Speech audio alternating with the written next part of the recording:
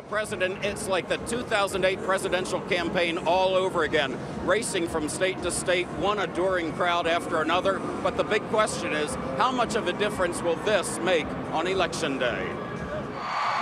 On his way home from a West Coast campaign swing, President Obama today stopped in Minneapolis to give one last burst of energy to the campaign of Democrat Mark Dayton, who narrowly leads in the race for Minnesota governor. I need you to keep fighting. I need you to keep working.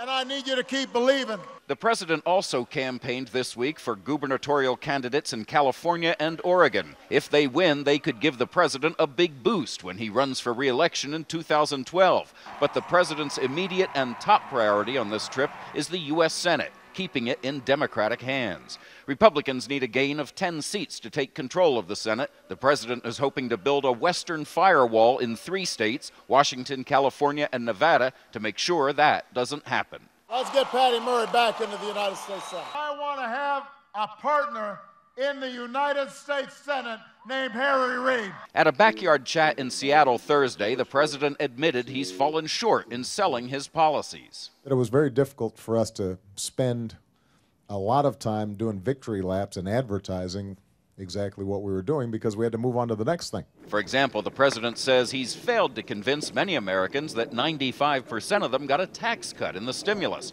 But now some analysts say voters in the battleground states where he's been campaigning are finally listening.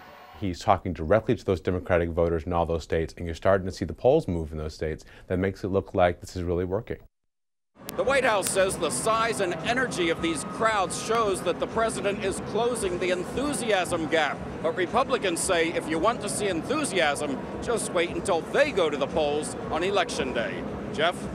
Chip Reid traveling with the president in Minnesota. Chip, thank you.